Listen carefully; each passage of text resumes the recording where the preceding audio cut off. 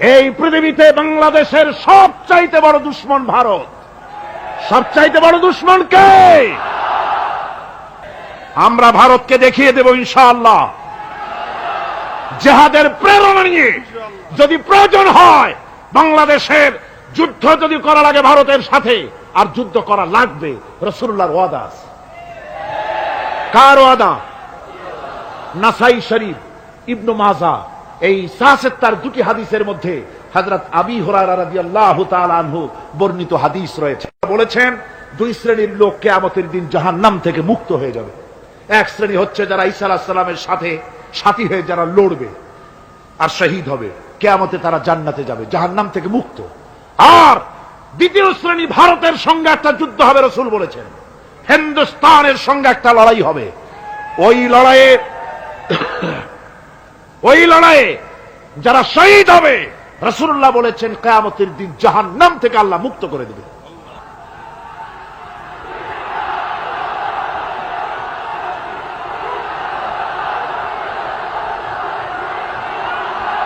আমার মুসলমান ভাইয়েরা,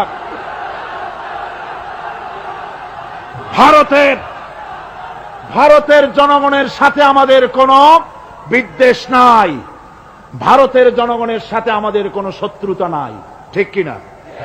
আমাদের দুশমনী নরপশুর সাথে। তুমি একটা সরকার, তোমার হাতে রয়েছে সেনাবাহিনী, তোমার সাথে বিএসএফ, তোমার হাতে ল্যান্ড ফোর্স, এয়ার ফোর্স, সব বাহিনী তোমার হাতে। মসজিদ ভাঙে চোখের সামনে, তোমার বাহিনীর লোকেরা অস্ত্র নিয়ে দাঁড়িয়ে থাকে, একটা ফাঁকা গুলিও করলো না। করছে একটা ফাঁকা গুলি? মুসলমানেরা প্রতিবাদ করলো, সেই প্রতিবাদের মুখে মুসলমানদেরকে গুলি করে করে মারা হলো। কারফিউ দিয়ে পুলিশেরা মুসলমানদের ঘরে ঢুকে মুসলমানদেরকে বের করে এনে বেয়নেট চার্জ করে শহীদ করে দিয়েছে। দিল্লি, মিরাট, থামো। দিল্লিতে, মিরাটে, কলকাতায়, বোম্বে, মাদ্রাস, গোটা ভারতে সাম্প্রদায়িক দাঙ্গা দিয়ে ডুবিয়ে ফেলেছে। মুসলমানেরা আজকে সেখানে এতিম অবস্থায় পড়ে আছে। সেই লড়াই ভারতের সাথে আমাদের হবে। ওই লড়াই যেদিন বাঁধবে, বাংলাদেশের সেনাবাহিনী, air force, land force, police শুধু এরাই যুদ্ধ করবে না, বাংলাদেশের 12 কোটি তৌহিদি জনতা শহীদ তিতুমিরের বাস হাতে নিয়ে ভারতকে পিটিয়ে ঠান্ডা করবে ইনশাআল্লাহ।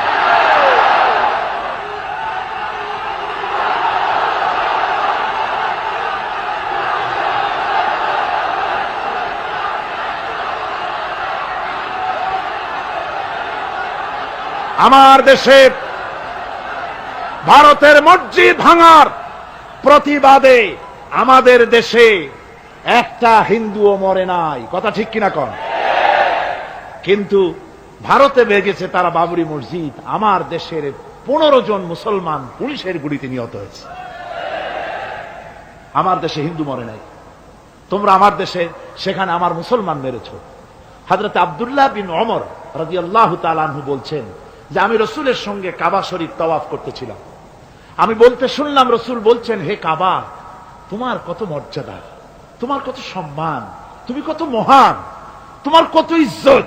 তবে কাবা শুনে রেখো, আল্লাহ রাব্বুল আলামিনের একটা মুমিন বান্দার যে মর্যাদা, তোমার মর্যাদা যত হোক একটা মুমিনের চাইতে নিশ্চয়ই বেশি নয়। তোমরা মসজিদ ভেঙেছো আর আল্লাহর মুমিন বান্দাদেরকে ভেঙেছো। ভারত সরকার শুনে রাখো, মসজিদ ভাঙো নাই, তকদির ভেঙেছো। মসজিদ যেভাবে মসজিদের ইটগুলি টুকরা টুকরা হয়েছে, গোটা ভারত আজ হোক কাল হোক মসজিদের ইটের মতোই টুকরা টুকরা হয়ে যাবেই যাবে ইনশাআল্লাহ।